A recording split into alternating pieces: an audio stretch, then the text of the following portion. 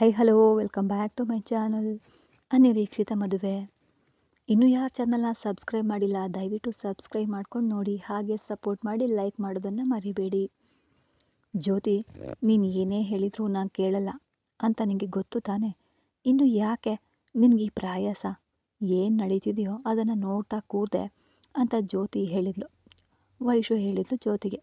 ಜ್ಯೋತಿ ಹೊರಗೆ ಬಂದು ಹಾಲ್ನಲ್ಲಿ ಕೂತ್ಕೊಂಡು ಒಂದೇ ರಾತ್ರಿಗೆ ಹೆಂಡತಿಯನ್ನು ಬಿಟ್ಟಿರಲಾಗದೆ ಆಫೀಸ್ಗೆ ಹೋಗದೆ ಹಗಲನ್ನದೇ ಬಾಗಿಲು ಹಾಕ್ಕೊಂಡು ಕುಳಿತಿದ್ದಾನೆ ಅಂತ ಬೈಕೊಂಡು ಬಂದು ವೈಶು. ಈ ಲೋಕದಲ್ಲಿ ಯಾರು ಸಂಸಾರ ಮಾಡ್ತಿಲ್ವಾ, ಇವರು ಒಬ್ಬರೇ ಮಾಡ್ತಿರುವಂತೆ ಬಿಲ್ಡಪ್ ಅಂತ ಗೊಣಗ್ತಾ ಮೇಲಕ್ಕೆ ನೋಡಿದ್ಲು. ಬಾಲನ್ ಬಂದು ಇನ್ನೂ ಕೋಪದಲ್ಲೇ ಇದೆಯಾ ವೈಶಾಲಿ? ಎಷ್ಟೇ ಯೋಚಿಸ್ಬಾರ್ದು ಅಂದ್ಕೊಂಡ್ರು ನನ್ನ ಕಣ್ಮುಂದೆ ಅವರು ಹಾಗಿದ್ರೆ ನನಗೆ ಹೇಗಿರುತ್ತೆ ಬಾಲನ್ ಅವರೇ ಅಂದ್ಲು ವೈಶು. ಎಷ್ಟೇ ನೋವಿದ್ರೂ ಹೊರಗೆ ತಿಳಿಯದಂತೆ ಇರೋದು ಕಲ್ತ್ಕೊ. ನಿನ್ನ ನೋವು, ನಿನ್ನ ಕೋಪ ನೋಡಿದರೆ ಯಾಕೆ ಆಗಿದೆಯಾ ಅಂತ ತಿಳಿಯುತ್ತೆ. ತದನಂತರ ಏನು ನಡೆದರೂ ಆ ಅನುಮಾನ ನಿನ್ನ ಮೇಲೇ ಬರುತ್ತೆ. ವೈಶಾಲಿ ಯೋಚಿಸ್ತಾ, ನನ್ನಲ್ಲಿರುವ ಕೋಪವನ್ನು ಹೊರಗೆ ಕಾಣಿಸ್ದಂತೆ ಹೇಗಿರಬೇಕು ಬಾಲನವರೇ? ಪ್ರೀತಿಸಿದವನು ನನಗಲ್ಲ ಅಂತ ಬೇರೆ ಹುಡುಗಿಯನ್ನು ಮದುವೆಯಾಗಿ ಅವಳೊಂದಿಗೆ ಸಂತೋಷವಾಗಿರೋದನ್ನು ನೋಡಿ ನಗ್ತಾ ನಾ ಹೇಗಿರಲಿ? ನನ್ನ ಕೈಯಲ್ಲಿ ಆಗ್ತಿಲ್ಲ ಅಂದ್ಲು. ನಿನಗೆ ಆರ್ಯನ್ ಸಿಗಬೇಕು ಅಂದರೆ ನೀನು ಹಾಗೇ ಇರಬೇಕು. ನಿಮ್ಮ ಮಾತು ಕೇಳ್ತಾ ಇದ್ರೆ ಆರ್ಯ ನನಗೆ ಸಿಗ್ತಾನೆ ಅನ್ನಿಸ್ತಿದೆ. ಮತ್ತು ಏನೋ ಭಯ ನನ್ನನ್ನು ಕಾಡ್ತಾ ಇದೆ. ಈ ಬಾಲನನ್ನು ನಂಬಿದೆಯಲ್ವಾ, ನೀ ಸಂತೋಷವಾಗಿರುವಂತೆ ನೋಡಿಕೊಳ್ಳುವ ಜವಾಬ್ದಾರಿ ನಂದು. ನಿಮ್ಮ ಮಾತು ಕೇಳ್ತಿದ್ರೆ ಬೆಟ್ಟದಷ್ಟು ಬಲ ಬಂದಂತಾಗ್ತಿದೆ. ಇದೇ ನಂಬಿಕೆಯಿಂದ ನಗ್ತಾ ಇರು ಅಂದ. ಅವರಿಬ್ಬರನ್ನ ಹಾಗೆ ನೋಡ್ತಾ ಇದ್ರೆ ನನಗೆ ಮತ್ತೆ ಭಯ ಆಗ್ತಿದೆ ಬಾಲನವರೇ ಅಂದ್ಲು. ಅವರು ಈಗ ಅಷ್ಟೊಂದು ಹತ್ತಿರ ಆಗ್ತಿದ್ದಾರೆ ಅಂದರೆ ನಾಳೆ ಅಷ್ಟೇ ದೂರವಾಗೋದಕ್ಕೆ ಅಂತ ನೀನು ಅಂದ್ಕೊಂಡ್ರೆ ಆಗ ಯಾವ ನೋವು ಕೂಡ ಇರೋದಿಲ್ಲ ಅಂದ. ನೀವು ಹೇಳಿದ್ದು ಚೆನ್ನಾಗಿದೆ. ಇನ್ನೂ ಅವರನ್ನು ನೋಡಿದಾಗಲೆಲ್ಲ ನಾನು ಹಾಗೇ ಅಂದ್ಕೋತೀನಿ ಅಂದ್ಲು ಬಾಲನ್ ಅವರೇ ಅಂತ. ಬಾಲನ್ ನಗ್ತಾ, ಈಗ ನಿನ್ನ ಮುಖದಲ್ಲಿ ಬೆಳಕು ಕಾಣಿಸ್ತಿದೆ. ನಿನ್ನ ರಿಪೋರ್ಟ್ಗಳನ್ನು ನೋಡಿದೆ ವೈಶಾಲಿ. ಸ್ವಲ್ಪ ಕಷ್ಟ ಆದರೂ ನಿನಗೆ ಟ್ಯೂಮರ್ ಅಂತ ತಿಳಿದ್ರೂ ಸಾವಿಗೆ ಭಯ ಪಡದೆ ನಿನ್ನ ಪ್ರೀತಿಯನ್ನು ಉಳಿಸ್ಕೊಳ್ಳಲು ನೀ ಮಾಡ್ತಿರುವ ಪ್ರಯತ್ನ ನೋಡಿ ನಿನ್ನನ್ನು ಹೇಗಾದರೂ ಕಾಪಾಡಬೇಕು ಅಂದ್ಕೊಂಡೆ. ನಾನು ಪ್ರಯತ್ನನ ಮಾಡ್ತೀನಿ ಅಂದ. ವೈಶಾಲಿ ಆನಂದದಿಂದ ಥ್ಯಾಂಕ್ ಯು ಬಾಲನ್ ಅವರೇ. ನನಗೆ ನೀವು ದೇವರಂತೆ ಕಾಣ್ತಾ ಇದ್ದೀರಾ. ನನಗಿರುವ ಪ್ರತಿಯೊಂದು ಸಮಸ್ಯೆಯನ್ನು ತೀರಿಸೋದಕ್ಕೆ ನೋಡ್ತಿದ್ದೀರಾ. ನೀವು ಇಲ್ಲದೇ ಇದ್ದರೆ ನಾನು ಬೇಸರ ಪಡ್ತಾ ಇರ್ತಿದ್ದೆ. ಪ್ರೀತಿಗೋಸ್ಕರನೇ ನಾನು ಇದನ್ನೆಲ್ಲ ಮಾಡ್ತಿದ್ದೀನಿ ವೈಶಾಲಿ. ನಿನಗೊಂದು ವಿಷಯ ಹೇಳ್ತೀನಿ. ನೀನು ಯೋಚಿಸೋದನ್ನು ಕಡಿಮೆ ಮಾಡಬೇಕು. ನಿನ್ನ ಮೈಂಡ್ ಆದಷ್ಟು ರಿಲ್ಯಾಕ್ಸ್ ಆಗಿರುವಂತೆ ನೋಡ್ಕೋಬೇಕು. ಹಾಗಷ್ಟೇ ನಾನು ಮಾಡುವ ವೈದ್ಯಕೀಯ ಚಿಕಿತ್ಸೆಗೆ ನಿನಗಿರುವ ಟ್ಯೂಮರ್ ಕಡಿಮೆಯಾಗುವ ಚಾನ್ಸಸ್ ಹೆಚ್ಚಾಗಿರುತ್ತೆ. ಹಾಗೇನೇ ಆಗಲಿ ಬಾಲನವರೇ, ನೀವು ಹೇಳ್ದಂತೆಯೇ ಯೋಚಿಸೋದನ್ನು ಕಡಿಮೆ ಮಾಡ್ತೀನಿ, ಹೆಚ್ಚಾಗಿ ರೆಸ್ಟ್ ತಗೊಳ್ತೀನಿ ಅಂತ ಹೇಳಿದ್ಲು. ಹಾಗಿದ್ರೆ ತಡ ಯಾಕೆ, ಹೋಗಿ ಈಗಿನಿಂದಾನೇ ಸ್ಟಾರ್ಟ್ ಮಾಡು ಅಂತ ಹೇಳ್ದ ಬಾಲನ್. ಸರಿ ಬಾಲನ್ ಅವರೇ, ನಾನು ಹೋಗಿ ಮಲ್ಕೋತೀನಿ ಅಂತ ಎದ್ದು ಹೋಗ್ತಿದ್ರೆ ಈ ಟ್ಯಾಬ್ಲೆಟ್ನ ಹಾಕ್ಕೊಂಡು ಮಲ್ಗೋ ಅಂತ ಒಂದು ಟ್ಯಾಬ್ಲೆಟ್ನ ಕೊಟ್ಟ. ವೈಶಾಲಿ ಆ ಟ್ಯಾಬ್ಲೆಟ್ನ ತಗೊಂಡು ಥ್ಯಾಂಕ್ ಯು ಬಾಲನ್ ಅವರೇ ಅಂತ ಹೇಳಿ ಒಂದು ಮಾತು ಬಾಲನ್ ಅವರೇ, ನೀವು ವಶೀಕರಣ ಏನೋ ಕೊಡ್ತೀನಿ ಅಂದಿದ್ರಿ ಅಲ್ವಾ, ಅದು ಹಿಂದಿನ ಕಾಲದಲ್ಲಿ ಬಳಸ್ತಾ ಇದ್ರು. ಈಗ ತುಂಬ ಕಡಿಮೆ ಬಳಕೆಯಲ್ಲಿದೆ. ಅದು ಕೂಡ ಇಲ್ಲಿ ಇಲ್ಲ. ಕೇರಳಕ್ಕೆ ಹೋಗಬೇಕು. ಅಲ್ಲಿ ಕೆಲವರನ್ನು ಕೇಳಿ ನಾನು ತರ್ತೀನಿ. ಅದಕ್ಕೆ ಸ್ವಲ್ಪ ಟೈಮ್ ಹಿಡಿಯುತ್ತೆ ಅಂದ. ಹೌದಾ, ಸರಿ ಬಾಲನ್ ಅವರೇ ಅಂತ ಸ್ವಲ್ಪ ನಿರಾಶೆಯಿಂದ ಹೋದ್ಲು. ನಿನ್ನ ನಿರಾಶೆ ನಂಗೆ ಅರ್ಥ ಆಯಿತು ವೈಶು. ಯಾವುದಕ್ಕಾದರೂ ಅವಸರ ಕೆಲಸಕ್ಕೆ ಬಾರದು, ಯೋಚಿಸಿ ಮಾಡಬೇಕು. ಇಲ್ಲದೇ ಇದ್ದರೆ ತುಂಬಾ ಪ್ರಾಬ್ಲಮ್ ಫೇಸ್ ಮಾಡಬೇಕಾಗುತ್ತೆ ಅಂತ ರೂಮ್ ಒಳಗಡೆ ಹೋದ ಬಾಲನ್.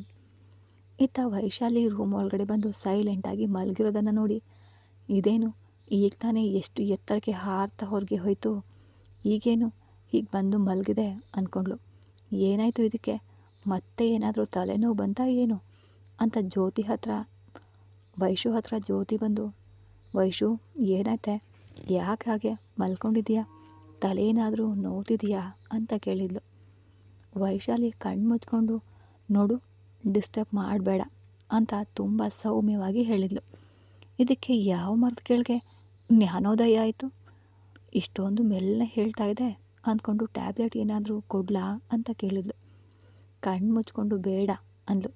ಪರವಾಗಿಲ್ಲ ಬಿಡು, ನಿನ್ನ ಮೇಲೆ ಇಷ್ಟ ಇಲ್ಲದೇ ಇದ್ರೂ ಏನೋ ಹುಷಾರಿಲ್ವಲ್ಲ, ಹೆಲ್ಪ್ ಮಾಡೋಣ ಅನ್ನೋ ಉದ್ದೇಶದಿಂದ ಕೇಳಿದೆ. ನಿನಗೆ ಬೇಡ ಅಂದರೆ ಸರಿ, ನಿನ್ನಿಷ್ಟ. ಮತ್ತು ಹುಷಾರಿಲ್ಲದೆ ಇದ್ದರೆ ನಿನ್ನನ್ನು ನೋಡ್ಕೊಳ್ಳಿಲ್ಲ ಅಂತ ನನ್ನನ್ನು ಅನ್ಬೇಡ್ವೆ. ಈಗಲೇ ಹೇಳ್ತಿದ್ದೀನಿ, ನಾನು ಏನೂ ಅನ್ನಲ್ಲ ಅಂತ ಮೆಲ್ಲಗೆ ಹೇಳಿದ್ಲು. ಜ್ಯೋತಿಗೆ ಅರ್ಥ ಆಗದೆ ಏನೇ ಅಂತಿದೀಯಾ, ನನಗೆ ಏನೂ ಅರ್ಥ ಆಗ್ತಿಲ್ಲ ಅಂದ್ಲು. ಅಲ್ಲಿವರೆಗೆ ಕಣ್ಮುಚ್ಕೊಂಡಿದ್ದ ವೈಶು ಕಣ್ಣು ತೆಗೆದು ಕೋಪದಿಂದ ಜ್ಯೋತಿ ಕಡೆ ನೋಡಿ, ನಿನಗೆ ಯಾರು ಹೇಳಿದರು ನಂಗೆ ತಲೆನೋವು ಅಂತ? ನಾನೇನು ಹೇಳಲಿಲ್ಲ ಅಲ್ವಾ? ನನ್ನಷ್ಟಕ್ಕೆ ನಾನು ಬಂದು ಪ್ರಶಾಂತವಾಗಿ ಮಲ್ಗೋಣ ಅಂದರೆ ಕಿವಿ ಹತ್ರ ಒಳ್ಳೆ ನೋಡ್ದ ಹಾಗೆ ಗುಯ್ ಅಂತೀಯಲ್ಲ ಅಂತ ಈ ನಿನ್ನ ಗಲಾಟೆ ಏನು ಅಂತ ಕೇಳಿದ್ಲು. ನೀನು ಪ್ರಶಾಂತವಾಗಿ ಮಲ್ಗೋಣ ಅಂತ ಬಂದೆ. ಹಾಂ, ನನಗೆ ಕೇಳಲು ನಂಬಲು ಸಾಧ್ಯ ಆಗ್ತಿಲ್ವೇ? ಏನದು ಹಬ್ಬಾ ಅಂದು. ನಿನ್ನ ನಂಬಿಕೆ ಯಾರಿಗೆ ಬೇಕು? ಮೊದಲು ಇಲ್ಲಿಂದ ಹೋಗು ಅಂತ ಕಿರ್ಚಿದ್ಲು. ನಾನೇನಂದೆ ಅಂತ ಅಷ್ಟೊಂದು ಎತ್ತರಕ್ಕೆ ಹಾರ್ತಿದೀಯಾ? ಈ ದಿನಗಳಲ್ಲಿ ಒಳ್ಳೆ ಮಾತು ಹೇಳಿದ್ರೆ ಕೋಪ ತಾನಾಗೇ ಬರುತ್ತೆ. ಅಮ್ಮ ತಾಯಿ, ನಿನಗೆ ದಂಡಿಡ್ತೀನಿ. ಒಂದು ಅರ್ಧ ಗಂಟೆ ನನ್ನ ಪ್ರಶಾಂತವಾಗಿ ಮಲಗಲು ಬಿಡೆ ಅಂತ ಬೇಡ್ಕೊಂಡ್ಳು. ಸರಿ, ನೀನು ಇಷ್ಟೊಂದು ಪ್ರಾರ್ಥಿಸ್ತಿದ್ದೀಯಾ ಅಂತ ಹೋಗ್ತಿದ್ದೀನಿ ಅಂತ ಜ್ಯೋತಿ ಹೊರಗಡೆ ಬಂದು, ಇಂದು ಪ್ರಶಾಂತವಾಗಿ ಮಲಗಬೇಕು ಅಂದ್ಕೊಂಡಿದ್ದೆ, ಅಂದರೆ ನನಗೆ ನಂಬಲು ಸಾಧ್ಯ ಆಗ್ತಿಲ್ಲ. ಏನೋ ನಡೆದಿದೆ, ಅದೇನೆಂದು ತಿಳ್ಕೊತೀನಿ ಅಂದ್ಕೊಂಡ್ಳು. ಶಿವಾನಿ ರೆಡಿಯಾಗಿ ಜಾಹ್ನವಿಗೆ ಹೇಳೋಣ ಅಂತ ಜಾಹ್ನವಿ ರೂಮ್ ಹತ್ರ ಬಂದು ಡೋರ್ ತಟ್ಟಿದ್ಲು. ಆರ್ಯನ್ ಅಪ್ಪುಗೆಯಲ್ಲಿ ಮಲಗಿದಾಳೆ. ಜಾಹ್ನವಿ ಡೋರ್ ಸೌಂಡ್ಗೆ ಆರ್ಯನ್ಗೆ ಎಚ್ಚರಾಗಿ ಜಾಹ್ನವಿಯಿಂದ ಮೆಲ್ಲಗೆ ಜರುಗಿ ಮೇಲಕ್ಕಿದ್ದು ಹೋಗಿ ಡೋರ್ ತೆಗೆದ. ಅಣ್ಣ, ಅದಕ್ಕೆ ಏನು ಮಾಡ್ತಿದ್ದಾಳೆ ಅಂತ ಕೇಳಿದ್ದು. ಶಿವಾನಿ ರೆಡಿಯಾಗಿದೆಯಾ, ಎಲ್ಲಿಗೆ ಹೋಗ್ತಿದ್ಯಾ ಅಂತ ಕೇಳ್ದ. ನನ್ನ ಫ್ರೆಂಡನ್ನು ಭೇಟಿಯಾಗಲು ಹೋಗ್ತಿದ್ದೀನಿ ಅಣ್ಣ. ನಾನು ಅತ್ತಿಗೆಗೆ ಹೇಳಿ ಹೋಗೋಣ ಅಂತ ಬಂದೆ ಅಂದ್ಲು. ನೀನು ಅತ್ತಿಗೆ ಮಲಗಿದಾಳೆ ಶಿವಾನಿ, ಆದರೂ ಈ ಟೈಮ್ನಲ್ಲಿ ಎಲ್ಲಿ ಹೋಗ್ತಿದ್ದೀಯಾ? ಏನು? ನನಗೇನು ಭಯ ಇಲ್ಲ ಅಣ್ಣ, ಬಿಡು, ಬೇಗನೆ ಬರ್ತೀನಿ ಅಂದ್ಲು. ಸರಿ, ನಾ ಬರಬೇಕಾ ಅಂತ ಕೇಳ್ದ ಆರ್ಯ. ಬೇಡ ಅಣ್ಣ, ನೀ ಬಂದರೆ ಅತ್ತಿಗೆನ ಯಾರು ನೋಡ್ಕೋತಾರೆ? ನಾನು ಜಾಗೃತಿಯಾಗಿ ಹೋಗಿ ಬರ್ತೀನಿ, ಬಾಯ್ ಅಣ್ಣ ಅಂತ ಹೇಳಿ ಕೆಳಗಡೆ ಬಂದಳು ಶಿವಾನಿ. ಶಿವಾನಿ ಕೆಳಗಡೆ ಬರೋದು, ಶರ್ಮಿಳಾ ಆಗಲೇ ಮನೆಗೆ ಬರೋದು ಎರಡೂ ಒಂದೇ ಬಾರಿಗೆ ಆಡಿದ್ವು. ಅಬ್ಬಾ, ಈಕೆಯವರು ಈಗಲೇ ಎದುರು ಬರಬೇಕಾ? ಈಗ ಸಾವಿರಾರು ಪ್ರಶ್ನೆಗಳಿಂದ ನನ್ನನ್ನು ಸಾಯಿಸ್ತಾಳೆ ಅಂತ ತಲೆ ಬಗ್ಗಿಸ್ಕೊಂಡು ಬೇಗ ಹೋಗ್ತಾ ಇದ್ರೆ, ಹಲೋ ಮೇಡಮ್ ಅವರೇ, ಎಲ್ಲಿಗೆ? ತಲೆ ತಗ್ಗಿಸ್ಕೊಂಡು ಆ ಓಟ ಅಂದ್ಲು. ಎಲ್ಲಿಗೆ ಹೋಗ್ತೀನಿ? ಹಾಗೆ ಹೊರಗೆ ಹೋಗಿ ಬರ್ತೀನಿ ಅಂದ್ಲು. ಕತ್ತಲೆ ಆಗ್ತಿದ್ರೆ ಹೊರಗೆ ಹೋಗಿ ಏನು ಮಾಡ್ತೀಯಾ ಅಂತ ಕೇಳಿದ್ಲು. ಏನೋ ಮಾಡ್ತೇನೆ, ನಿಂಗೆ ಯಾಕೆ? ಆದರೂ ನನ್ನ ವಿಷಯದಲ್ಲಿ ಮಧ್ಯೆ ಪ್ರವೇಶಿಸಬೇಡ ಅಂತ ಹೇಳಿದ್ರು ಕೇಳುವ ರಕ್ತ ಅಲ್ಲ ಅಲ್ವಾ ನಿಂದು? ಏಯ್ ಶಿವಾನಿ, ಸ್ವಲ್ಪ ನಾಲ್ಗೆ ಹದ್ದು ಬಸ್ನಲ್ಲಿಟ್ಕೊ, ಇಲ್ಲ ಅಂದರೆ ಏನು ಮಾಡ್ತೀಯಾ? ನಮ್ಮ ಅಮ್ಮನನ್ನು ಕೊಂದಂತೆ ಕೊಲ್ತೀಯಾ? ಅದು ನಿನ್ನಿಂದ ಆಗೋದಿಲ್ಲ. ಇಲ್ಲಿರೋದು ಅರುಂಧತಿಯಲ್ಲ, ಶಿವಾನಿ ಅಂತ ಗಟ್ಟಿಯಾಗಿ ಹೇಳಿದ್ಲು. ನಮ್ಮಮ್ಮ ಅಮಾಯಕಿಯಾಗಿದ್ದರಿಂದ ನಿಮ್ಮ ಕೈಯಲ್ಲಿ ಸತ್ತು ಹೋದ್ಲು, ಆದರೆ ನಾನು ಹಾಗೆ ಸಾಯುವ ರಕ್ತ ಅಲ್ಲ, ಕೊಲ್ಲುವ ರಕ್ತ ಅಂತ ಅಂದ್ಲು. ಏನೇ ಕೊಲ್ಲೆ ನೋಡೋಣ ಅಂದ್ಲು ಶರ್ಮಿಳಾ. ಅಷ್ಟೇ, ಶಿವಾನಿ ಶರ್ಮಿಳಾಳ ಕೂತ್ಕೆ ಹಿಡಿದುಕೊಂಡ್ಳು. ಶರ್ಮಿಳಾಳಿಗೆ ಉಸಿರಾಡಲು ಆಗದೆ ಸಾವಿನ ಭಯದಿಂದ ಒದ್ದಾಡ್ತಾ, ಏಯ್ ಬಿಡೆ, ಉಸಿರಾಡ್ತಿಲ್ಲ ಬಿಡೆ ಅಂತ ಕಿರ್ಚ್ಕೊಂಡು. ನನ್ನಷ್ಟಕ್ಕೆ ನಾನು ಹೋಗ್ತಿದ್ರೆ ನೀನೇ ಕಣೆ ಕೆಣಕಿದೆ ನನ್ನನ್ನು ರೇಗಿಸಿದ್ದು. ಏನೋ ಬುದ್ಧಿಗೇಡ್ತನದಿಂದ ಅಂದೆ ಬಿಡು, ನಿಜವಾಗಿಯೂ ಸಾಯುವಂತಾಗ್ತಿದೆ. ಸಾಯಲಿ ಅಂತ ತಾನೇ ಕತ್ನ ಹಿಡ್ಕೊಂಡಿದ್ದು. ಶಿವಾನಿ, ನಾ ಸತ್ತರೆ ನಿಮ್ಮ ಅಮ್ಮನ ಬಗ್ಗೆ ವಿಚಾರಗಳನ್ನು ಯಾರು ಹೇಳ್ತಾರೆ? ನನ್ನನ್ನು ಬಿಟ್ಬಿಡು ಅಂತ ಬೇಡ್ಕೊಂಡ್ಳು. ಆಗಷ್ಟೇ ಶಿವಾನಿ ಶರ್ಮಿಳಾ ಕುತ್ತಿಗೆ ಮೇಲಿಂದ ಕೈನ ತೆಗೆದ್ಲು. ಶಿವಾನಿ ಹಾಗೆ ಕೈ ತೆಗಿತಿದ್ದಂತೆ ಉಸಿರು ತೆಗೆದುಕೊಳ್ತಾ, ಏಯ್ ನೋಡಲು ಸಣ್ಣಗೆ ತೆಳ್ಳಗಿದೆಯಾ? ನಿನಗೆ ಇಷ್ಟೊಂದು ಬಲ ಎಲ್ಲಿಂದ ಬಂತು ಅಂತ ಟೇಬಲ್ ಮೇಲೆ ಇದ್ದ ನೀರಿನಿಂದ ತೆಗೆದುಕೊಂಡು ಕುಡಿತಿದ್ರೆ, ನನಗೆ ಬಲ ಏನು ಚಿಕ್ಕಮ್ಮ, ನೀವೇನಂದಿದ್ದೀರಾ? ಆದರೂ ನಿಮಗೇನು ಮೈಯೆಲ್ಲ ಹಾಗೆ ಬೆವರ್ತಿದೆ ಅಂತ ಶಿವಾನಿ ಕೇಳ್ತಿದ್ದಂತೆ ಶರ್ಮಿಳಾ ಶಾಕಾಗಿ ಹುಚ್ಚಿಯಂತೆ ನೋಡ್ತಾ ಇದ್ಲು. ಚಿಕ್ಕಮ್ಮ, ನಿಮ್ಮನ್ನೇ ಕೇಳ್ತಿರೋದು, ಹೇಳ್ದೆ ಅದೇನದು ಆ ಹುಚ್ಚು ನೋಟ ಅಂದ್ಲು. ಮಾಡಿದ್ದನ್ನೆಲ್ಲ ಮಾಡಿ ಈಗ ಏನಾಯಿತು ಅಂತ ಕೇಳ್ತಿದೀಯಾ ಅಂತ ಮುಖಕ್ಕೆ ಬಂದ ಬೆವರನ್ನು ಒರೆಸ್ಕೊಳ್ತಾ ಹೇಳಿದ್ಲು. ನಾನೇನು ಮಾಡಿದೆ ಚಿಕ್ಕಮ್ಮ? ನನಗೇನು ನೆನಪಿಲ್ವಲ್ಲ ಅಂದ್ಲು. ನಿಲ್ಸೆ ನಿನ್ನ ನಾಟಕಗಳನ್ನು. ನೀನು ಚಿಕ್ಕಮ್ಮ ಅಂತ ಕರೀತಿದ್ರೆ ಅರ್ಥ ಆಗ್ತಿದೆ, ನೀನು ಆಡ್ತಿರೋದೆಲ್ಲ ನಾಟಕ ಅಂತ ಅರ್ಥ ಆಗ್ತಿದೆ ಅಂದ್ಲು. ಸುತ್ತಲೂ ನೋಡಿ, ಇದು ಹಾಲ್, ಇಲ್ಲಿ ಚಿಕ್ಕಮ್ಮ ಅಂತ ಕರೀದೆ ಇನ್ನೇನಂತ ಕರಿಬೇಕು ಅಂತ ಕೇಳಿದ್ಲು. ಶಿವಾನಿಯನ್ನು ನೋಡ್ತಾ ಇವಳು ಹೇಳ್ತಿರೋದು ನಿಜವೇನಾ? ಇಷ್ಟೊತ್ತಿನಲ್ಲಿ ಇವಳು ಏನು ಮಾಡಿದ್ಲು ಅಂತ ಇವಳಿಗೆ ತಿಳಿಯಲ್ವಾ ಅಂತ ಯೋಚಿಸ್ತಾ, ಅಂದರೆ ನಾನು ಕುತ್ತಿಗೆ ಹಿಡ್ಕೊಂಡಿದ್ದು ಶಿವಾನಿ ಅಲ್ವಾ, ಆ ಅರುಂಧತಿನ ಅಂತ ನೆನಪಿಸ್ಕೊಳ್ತಿದ್ದಂತೆ ಭಯ ಆಯಿತು. ನಿನ್ನೊಂದಿಗೆ ಮಾತನಾಡ್ತಿದ್ರೆ ಅವನು ಬಂದ್ಬಿಡ್ತಾನೆ ಅಂತ ಹೊರಗೆ ಹೋದ್ಲು. ಇವಳಿಗೆ ಎಷ್ಟು ಧೈರ್ಯ! ಯಾರನ್ನೋ ಭೇಟಿಯಾಗಲು ಹೊರಗೆ ಹೋಗ್ತಿದ್ದಾಳ, ಅದನ್ನು ನನ್ನ ಮುಂದೆನೇ ಹೇಳ್ತಿದ್ದಾಳೆ. ಇವಳ ಕತೆ ಮುಗಿಸ್ತೀನಿ. ಏನೇ ರಂಗಮ್ಮ ಅಂತ ಕಿರ್ಚ್ಕೊಂಡ್ಳು. ಕಿಚನ್ನಲ್ಲಿದ್ದ ರಂಗಮ್ಮ ಅಮ್ಮನವ್ರೆ ಅಂತ ಬಂದ್ಲು. ಮೇಲಕ್ಕೆ ಹೋಗಿ ಆರ್ಯನ್ಗೆ ನಾನು ಕರೆದೆ ಅಂತ ಹೇಳಿ ಕರ್ಕೊಂಡು ಬಾ ಅಂದ್ಲು. ಹಾಗೇನೇ ಆಗಲಿ ಅಮ್ಮನವ್ರೆ ಅಂತ ಮೇಲಕ್ಕೆ ಹೋಗಿ ಆರ್ಯನ್ಗೆ ಹೇಳಿ ಕೆಳಗೆ ಬಂದು 10 ನಿಮಿಷದಲ್ಲಿ ಆರ್ಯನ್ ಸರ್ ಬರ್ತಾನೆ ಅಂತ ಹೇಳಿದ್ದಾರೆ ಅಮ್ಮನವ್ರೆ ಅಂದ್ಲು. ನಾ ಕರೆದ್ರೆ ತಕ್ಷಣ ಬರದೆ 10 ನಿಮಿಷದಲ್ಲಿ ಬರ್ತೀನಿ ಅಂತಾನಾ? ಈ 10 ನಿಮಿಷ ಏನು ಹೆಂಡತಿ ಪಕ್ಕದಲ್ಲಿ ಮಲ್ಕೊಂಡು ಬರ್ತಾನಾ ಅಂತ ಕೋಪದಿಂದ ಅಂದ್ಕೊಂಡು, ಸರಿ ನೀ ಹೋಗು ಅಂತ ಗದ್ರಿದ್ಲು. ಏನೋ ಈ ಮೇಡಮ್ ಯಾರ ಮೇಲಿನ ಕೋಪವನ್ನು ನನ್ನ ಮೇಲೆ ತೋರಿಸ್ತಾರೆ. ಯಾವಾಗಲೂ ಇವರಿಗೆ ಇದೇ ಅಭ್ಯಾಸ ತಾನೇ. ಇಷ್ಟೊತ್ತಿನಲ್ಲಿ ಚಿಕ್ಕಮ್ಮನವರು ಕುತ್ತಿಗೆ ಹಿಡ್ಕೊಂಡು ಒಳ್ಳೆ ಕೆಲಸ ಮಾಡಿದರು ಅಂತ ಅಂದ್ಕೊಳ್ತಾ ಕಿಚನ್ಗೆ ಹೋದ್ಲು. ರಂಗಮ್ಮ, ಏನಿದು ಎಲ್ಲವೂ ಗೊಂದಲವಾಗಿದೆ.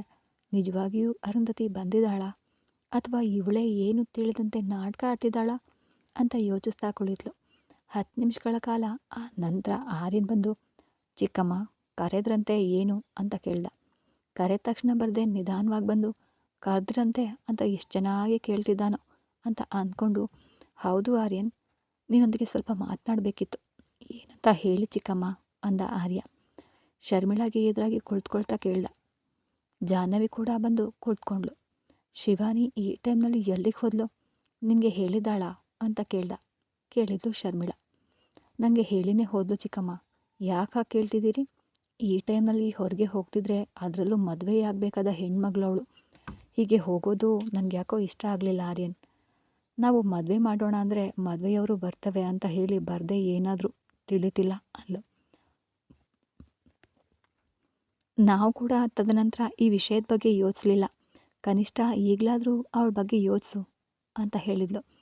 ಜಾಹ್ನವಿನ ನೋಡಿದ್ಲು. ಶಿವಾನಿ ಬಗ್ಗೆ ಯೋಚಿಸದೆ ಹೇಗಿರ್ತೀವಿ? ಅವಳಿಗೆ ಮದುವೆ ಮಾಡಬೇಕು ಅಂತ ನನಗೂ ಇದೆ. ಇರೋದಲ್ಲ ಆರ್ಯನ್, ಸಂಬಂಧಗಳನ್ನು ನೋಡಬೇಕು ಅಲ್ವಾ ಅಂದ್ಲು ಶರ್ಮಿಳಾ. ನನಗೆ ತಿಳಿದವರಿಗೆ ಹೇಳಿದ್ದೀನಿ ಚಿಕ್ಕಮ್ಮ, ಯಾವುದಾದ್ರೂ ಒಳ್ಳೆ ಸಂಬಂಧ ಬಂದರೆ ಹೇಳ್ತಾರೆ. ತಕ್ಷಣವೇ ನಾವು ಮದುವೆ ಮಾಡೋಣ, ಏನಂತೀಯಾ ಅಂದ. ನಮ್ಮ ಮದುವೆಯಂತೂ ನಿಮ್ಮ ಇಷ್ಟಂತೆ ನಡೀಲಿಲ್ಲ. ಶಿವಾನಿ ಮದುವೆ ನಿಮ್ಮ ಇಷ್ಟದಂತೆ ನಡೆಯುತ್ತೆ. ಹಾಗಂತ ಶಿವಾನಿಗೆ ಇಷ್ಟ ಇಲ್ಲದೆ ನಡೆಯೋದಿಲ್ಲ. ಅವಳು ಮನಸ್ಫೂರ್ತಿಯಾಗಿ ಇಷ್ಟಪಟ್ಟರೆ ಮಾತ್ರ ಮಾಡಿಸ್ತೀನಿ. ಮತ್ತೊಂದು ವಿಷಯ ಚಿಕ್ಕಮ್ಮ, ಶಿವಾನಿಗಿಂತ ಮುಂಚೆ ನಾನು ಆ ಹುಡುಗನನ್ನು ನೋಡಬೇಕು. ನಂಗೆ ಇಷ್ಟ ಆದರೆ ಮಾತ್ರ ಶಿವಾನಿಗೆ ತೋರಿಸ್ತೀನಿ. ನಿಮಗೆ ಓಕೆ ಅಂದರೆ ಸಂಬಂಧ ಇದ್ದರೆ ನೋಡಿ ಅಂತ ಹೇಳ್ದ. ಇನ್ನು ನಾನು ಯಾಕೆ ನೋಡೋದು, ನೀವೇ ನೋಡ್ಕೊಳ್ಬಹುದು ಅಲ್ವಾ? ಹೆಸರಿಗೆ ಮಾತ್ರ ನಮ್ಮನ್ನು ನೋಡಲು ಹೇಳ್ತಿದೀಯಾ ಅಷ್ಟೆ ಅಂತ ಅಂದ್ಕೊಂಡು ಸರಿ ಅಂತ ಕಷ್ಟದಿಂದ ತಲೆಯಾಡ್ಸಿದ್ಲು. ಮತ್ತೊಂದು ವಿಷಯ ಚಿಕ್ಕಮ್ಮ. ಏನಪ್ಪ, ಯಾವುದಾದ್ರೂ ಬಾಂಬ್ ಸಿಡಿಸಲು ಹೊರಟಿದೆಯಾ ಏನೋ ಅಂತ ಅಂದ್ಕೊಂಡು, ಏನು ಅಂತ ಹೇಳು ಅಂದ್ಲು. ನಮ್ಮ ಅಮ್ಮನ ಬಗ್ಗೆ ಚಿಕ್ಕಂದಿನಿಂದ ಎಂದೂ ಕೇಳಲಿಲ್ಲ. ನಮ್ಮಮ್ಮ ಹೇಗಿರ್ತಾಳೆ ಅಂತ ನೋಡಬೇಕು ಅಂತ ಮನಸ್ಸಿನಲ್ಲಿದ್ದರೂ ನೀವು ಬೇಸರ ಪಡ್ತೀರಾ ಅಂತ ಇಷ್ಟು ದಿನಗಳ ಕಾಲ ಅಮ್ಮನ ಫೋಟೋ ತೋರಿಸು ಅಂತ ಕೇಳಲಿಲ್ಲ ಅಂದನು ಆರ್ಯ